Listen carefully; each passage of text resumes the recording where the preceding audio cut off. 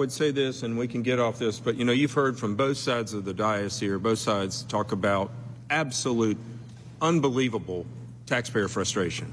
And I think that needs to be the number one priority that you have. We are in the business of customer service, and everybody in government should be, and that's customer service. All right, thank you.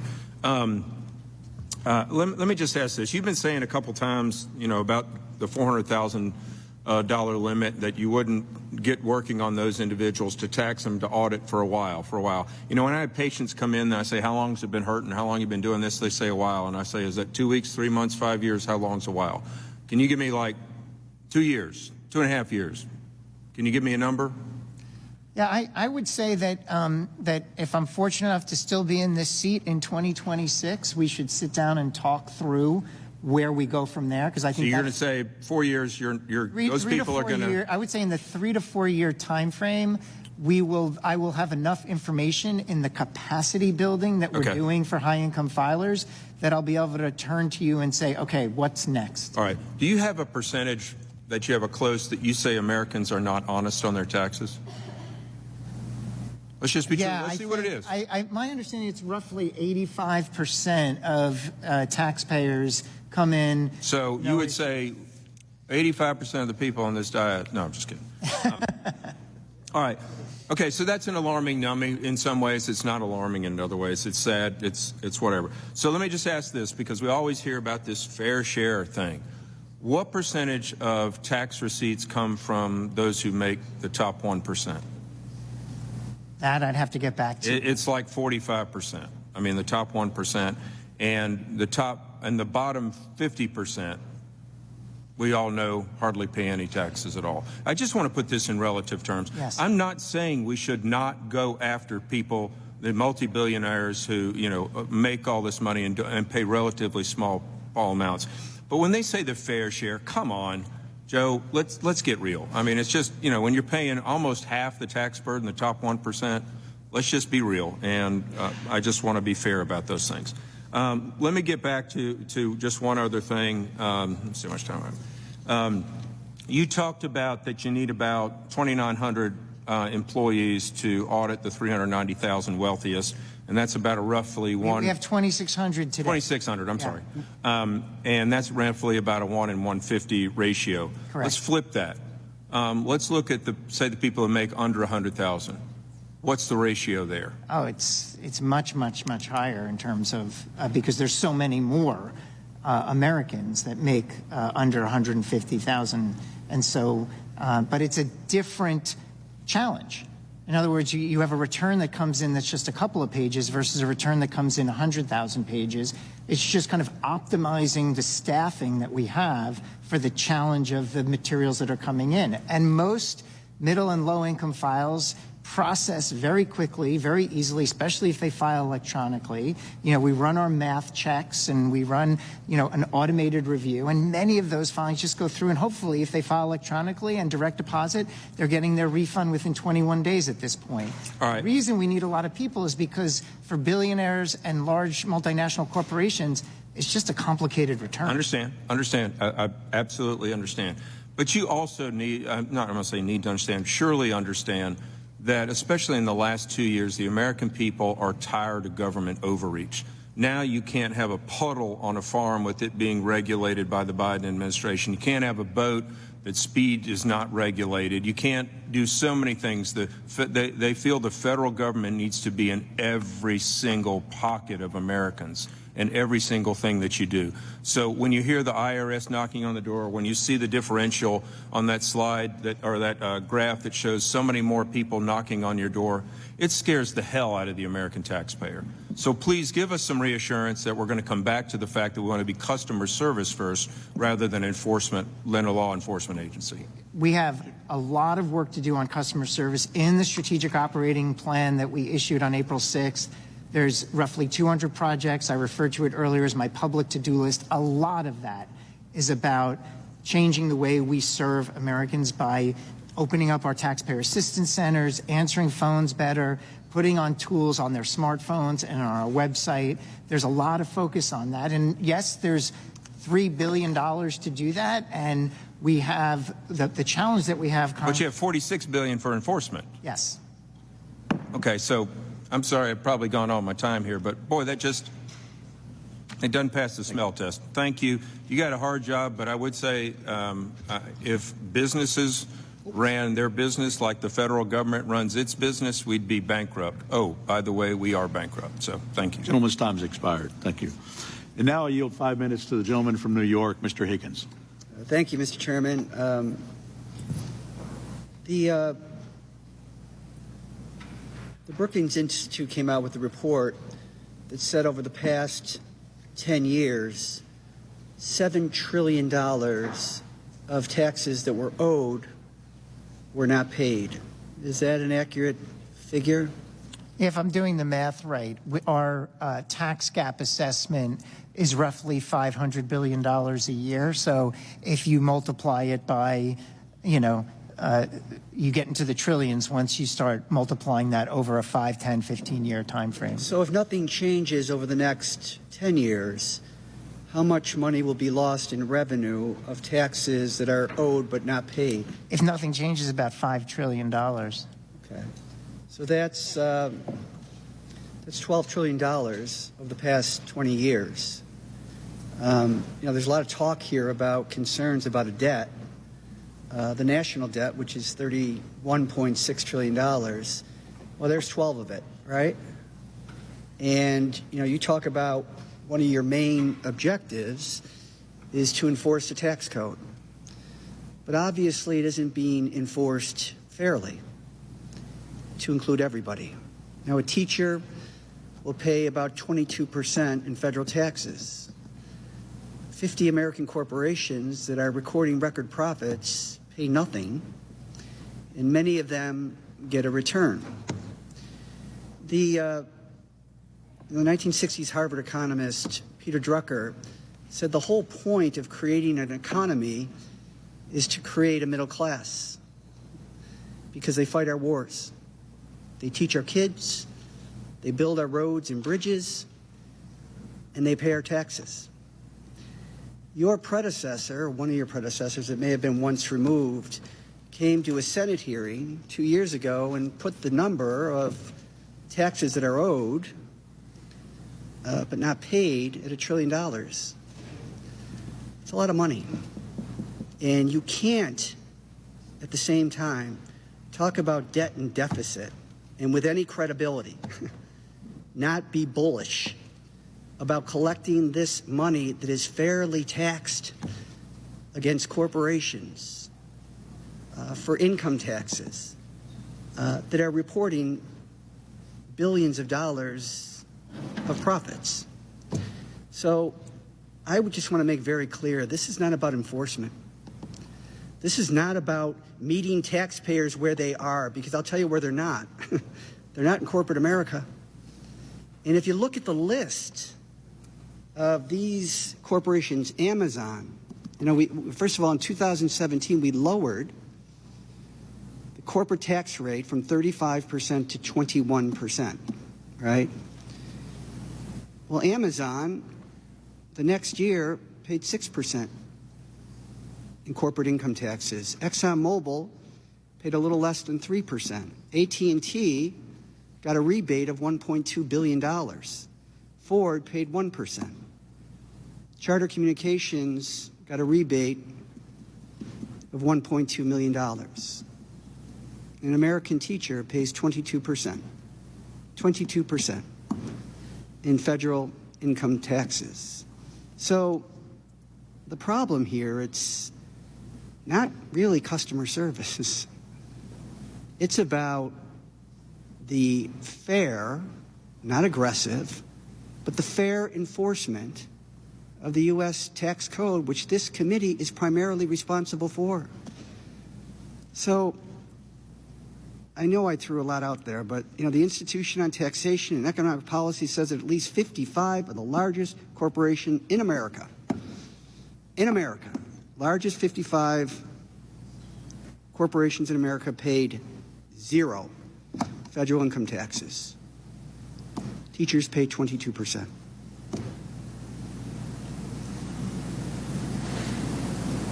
Sir. This is not a customer service problem. This is a fairness problem. And the middle class is getting screwed again. And there is no denying it. If it's not $7 trillion in 10 years, there are many other reports that you could point to, as you know, that put the number at $10 trillion a year. Some put it at $6 trillion a year. But these are trillions of dollars that contribute to the federal debt that this body has been preoccupied, obsessed with over the past 48 hours. So I yield back. Gentleman from Tennessee is recognized. Thank you, Mr. Chairman. Thank you, Commissioner, for appearing today. I asked this, and I realize you're less than 2 months into the job, but I want to follow up, if I can, about the ProPublica leaks. Based on what you know now, do you think that the controls and the protocol are in place today to prevent another type of ProPublica leak? It's a very good question. I said earlier a couple things. I said data security is a top priority, and it is. I said I'm in the process of assessing where our strengths and gaps are, and I am. There are gaps. And I want those gaps to be closed. And I've asked the team to put together an action plan, and I'm really leaning on TIGTA because the Taxpayer Inspector General basically gives us the roadmap. They have recommendations. As long as those recommendations are open, I think we have a higher risk than we should have. And so the way I'd answer that question is we have risks to mitigate, and I am prioritizing mitigating them. You can appreciate why those types of leaks are a concern not only to wealthy Americans, but to all Americans. Yes. Okay, fair enough. We sent a letter, Congressman Ferguson, who questioned you earlier, and myself, to your predecessor and to Secretary Yellen on October the 6th regarding the employee retention tax credit. Yes. So I appreciate the letter was not sent to you, it was sent to your predecessor. It regards the number of backlogged Form 941 claims. I think at that time when we sent the letter, there were a little over 200,000 unprocessed forms. The number today is substantially higher. Again, I understand we sent the letter to your predecessor and not to you. My question is, first of all, based on what you know, can you address the backlogs and the status of the backlogs? I can. Look, without, it's absolutely important that speed in processing is done. I think taxpayers expect and demand that when they file for a credit, that it's going to take a reasonable time, not an unreasonable time for the IRS to process it. The employee retention credit has two particular challenges, probably more, but I'll highlight two of them. One is that it turns out to be an extremely difficult credit to process because it impacts multiple tax years. So the individual at the IRS that has to process it has to make sure they get the information right in each of the right tax years. That takes time, it takes expertise, and in order for the credit to register, we have to get it right. The second is it's a problem with the number of fraudulent credits we're getting in. So we're having to set aside credits that just don't seem to add up, and it's clogging the system a bit. These are not excuses. These are just realities. I have still made it an absolute commitment to drive that backlog down. Earlier in the hearing, I mentioned during the filing season, we were processing about 20,000 a week. Now that filing season is over and we can reset staff a bit, I've asked the team to up that to double that rate. And I'm happy to come back and report to you periodically on whether that direction that I've given and whether the impact is bearing fruit. I expect it will. I appreciate that. If I could ask you, again, it was sent to your predecessor. The letter's dated October 6, 2022. Mm-hmm. If you could respond to the letter laid out in the letter. I will. Lastly, lots been asked about the new employees and the enforcement agents, enforcement staff, however you want to characterize it. Let me just ask you, whether they're armed, unarmed, whatever, who are you looking for? I mean, what are their, on the enforcement staff, the enforcement agents, what are their qualifications? What's their background? Who are they? Question. So under the Inflation Reduction Act, our focus is to rebuild our capacity to unpack complex filings. To do that, we need people that understand how these filings are put together. So we need expert accountants, we need expert economists, we need data scientists that can help us analyze trends in economic behavior so that we can understand where there might be risks of balances owed that haven't been paid. So we're looking for a pretty sophisticated group of employees that can help us unpack sophisticated returns. And that's the focal point. And look, there are labor market realities that are challenging. We have to improve our overall human capital operations. People have said this is a hard job, and it is, but I have confidence that we're gonna get this done. There's a shortage of accountants. We have a shortage of a lot, but that doesn't mean we're not putting a full court press in play to make sure that we get the right staff at the IRS. Recent report said that more than 300,000 accountants and auditors quit their jobs in the last 2 years. Yeah. Thank you. I yield back my time. Thank you, Commissioner. Mr. Arrington is recognized. Commissioner, good afternoon. Thank you for your time. So I serve with some of my colleagues here on the Budget Committee, and trying to do the math here on the numbers and then connect the sources to uses. $12 billion, I think, before IRA annual budget, and then you've got the $80 billion from IRA. That's Yes. $8 billion a year, so you've 75-80% increase, and then in the president's budget this year, there's another 15% increase. So Correct. and then the first $8 billion a year coming out of the IRA was for compliance and enforcement. The analysis on 2010 audit rates and the historic data from the IRS suggests that the audits would result, or the additional audits with the additional monies would result with 1 million more audits per year, and that of those 1 million additional audits, 600,000 would be people, individuals, families making $75,000 or less a year. So that'd be certainly over half, maybe as high as 2/3 of your audits, 1 million more on people making $75,000 or less. That's using IRS historical data. Is that consistent with your analysis That's of not your own consistent information? with our plans. I want to unpack your math a little bit, or the math that's been presented, and I appreciate the question because I think it's important to clarify for middle, low income, and small business what the plan is. But the plan, as I've mentioned, is to focus our enforcement efforts on complex returns of high wealth filers, and with respect to those making less than $400,000, you can go to the 2018 audit rate, and that's all we're going to audit to, at least for the next several years. And Commissioner, you can imagine how concerned people are that with your past practice, if that's any prediction of future behavior, they see a deluge of new audits on working people, on small businesses, and they're having to hear the line, "We're from the government, we're here to help, and you can trust us."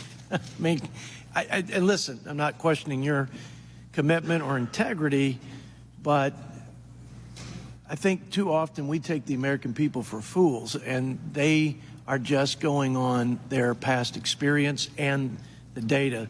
So I, certainly hope that the commitment's genuine and that the fulfillment of that commitment is consistent with what you're saying, because I find that unacceptable. And if you're going to focus on the more complicated and the high net worth individual, I don't see any justification for the $8 billion a year and then the president's budget asking for 15% more increase. Now, I'm not asking for you to respond to that. Okay. If I may, let me jump to another question. a little unrelated to that one, but Please. another concern. I was at the Rules Committee talking matters of budget and debt ceiling, but the issue of the IRS, your agency, came up, and firearms, and the idea that in some of your job listings, I don't know if it's all of them, but that says that people who are looking to be employed should be willing to use deadly force. There was an article in the New York Post that was cited in this hearing that stated that the IRS had almost 5,000 guns, 3,282 handguns, 600 plus shotguns, 539 rifles, 15 fully automatic weapons. Anyway, big cache of weapons. Is that true or not true? With no sort of commentary on or a value judgment, is it true? I'm not going to make a value judgment. I'm just going to make sure that I point out that our criminal investigation division is where we work to reduce and engage in tax fraud and acute areas of tax evasion, where in order to enforce, we're putting federal employees' life in danger, and therefore there's a need to arm. This is less than 3% of the IRS. It's a small part of the overall operation. But just can you confirm that some number? I can get back to you. I don't know the specifics on the data that you provide, but I certainly can get back. But I think context is important. Well, I know my time has expired, and I regret that I didn't get to talk about the customer service challenges that you face. We can talk about that offline, but I would like that. I've got real concerns like my colleagues do on that.